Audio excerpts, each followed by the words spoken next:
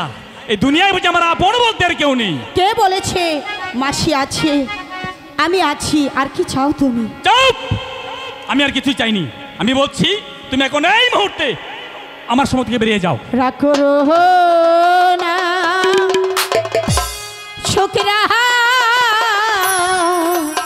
বন্ধু রে, বলছি আমি খাবো না। তুমি ভাতগুলো মাটিতে ফেলে দিলে। বেরিয়ে যাও বলছি। কেন দাদা, আমি কি অপরাধ করেছি যার জন্য তুমি আমাকে বাড়ি থেকে চলে যেতে বলছো? যাবে না, যাবে না, বেরিয়ে যাও, বেরিয়ে যাও বলছি। ওরে আমি তোর পি রিতার কি না হয়, আমি তোর পি রিতার কি না যাইসা লোয়া মহা শোনাবো দুয়ারে তোর মনে যাহা করো মনে।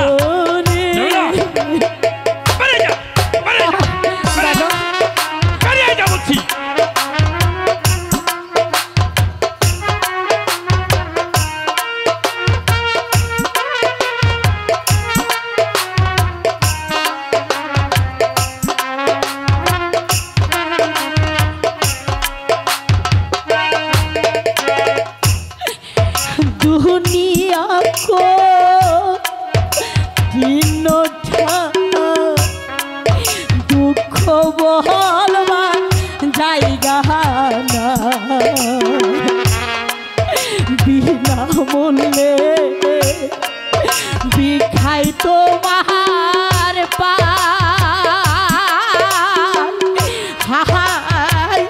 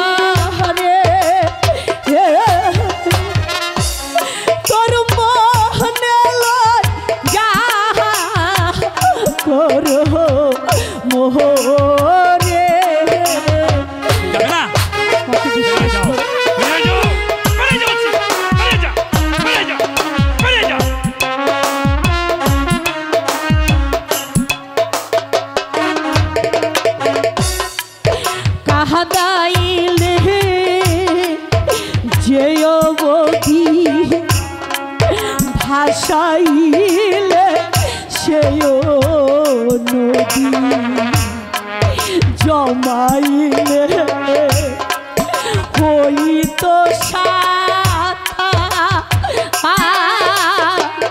হাই বন্ধুরে।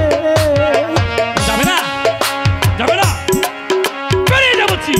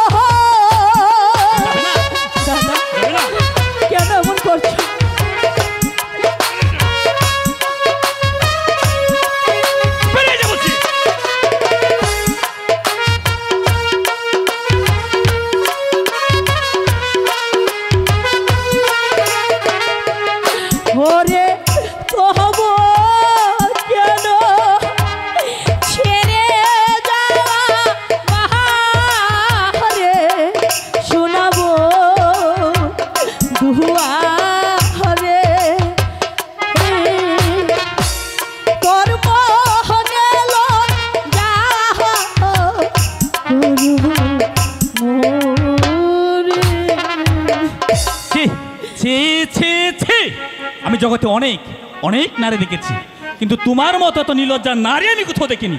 কি তুমি যাবে না? বেশ, তাহলে তুমিই থাকো, আমিই চলে যাচ্ছি। না দাদা, তোমার বাড়ি তোমার ঘর, তুমিই থাকো। এই বাড়ি ছেড়ে এই দাসী চলে যাবে। যাও, বেরিয়ে যাও বলছি। দাসী বিদায় হলো ছুকরা গো, ও ছুকরা এই জীবনে তোরে গো আমার ছুকরা বন্ধু রে।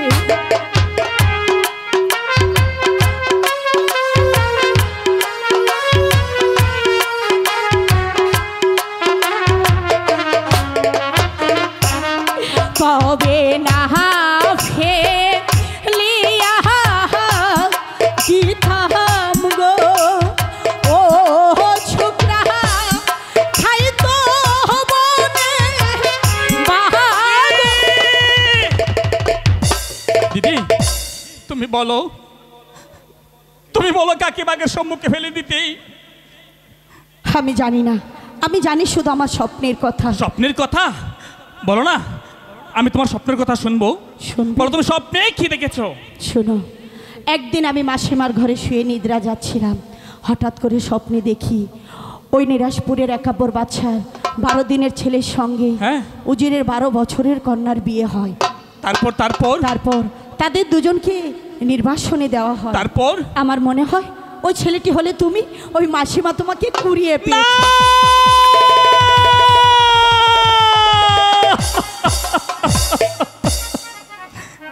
হায় খোদা, আমি এমনই হতভাগ্য ছেলে যে এই পৃথিবীতে আমার আপন বলতে কেউ নেই। মাসিমা আমাকে কুড়িয়ে পেয়েছে। ওগো দিদি, ওগো দিদি, আমি না জেনে না বুঝে তোমার কাছে শত শত অপরাধ করেছি, তুমি আমাকে ক্ষমা। ছি ছি, ও কথা বলছো কেন? ও কথা বলে তুমি আমাকে ছোট করছো কেন? আমি তোমার কাছে অপরাধ করেছি, তুমি আমাকে ক্ষমা করে দাও, আমাকে যেতে দাও। দাঁড়াও, আজও আমি তোমাকে দু একটি প্রশ্ন করবো, তুমি তার উত্তর দেবে? বলো কি বলতে চাও? আচ্ছা বলো তো, তোমার কি বিয়ে হয়েছে? খোদা, তুমি বলে দাও, আমি কি উত্তর দেব? তুমি বলো। এই দিদি, আমি তোমাকে প্রশ্ন করেছি আর তুমি ওইদিকে ফিরে কাঁদতে লাগলে। বলো না, তোমার কি বিয়ে হয়েছে? হ্যাঁ দাদা, আমার বিয়ে হয়েছে। তোমার বিয়ে হয়েছে, তাহলে আমার দুলাভাই কোথায় আর তার নামেই বাকি?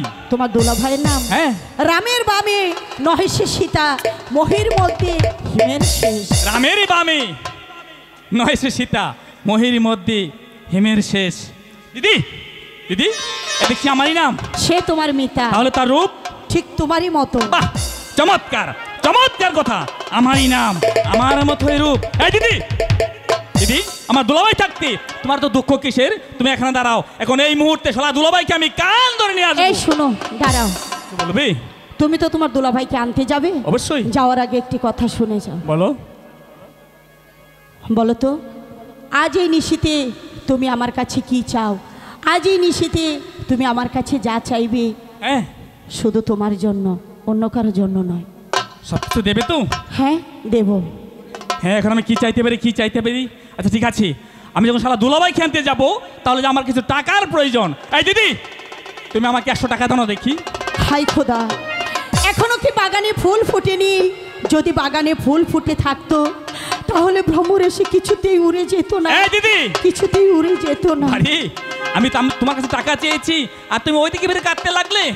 বেশ, আমি তোমার কাছে টাকাও চাই না, আর এই অন্ধকারের মধ্যে আমি দাঁড়িয়ে থাকতে পারবো না। তুমি এখন এই মুহূর্তে আমাকে আমার মাসিমার নিকট দিয়ে এসো।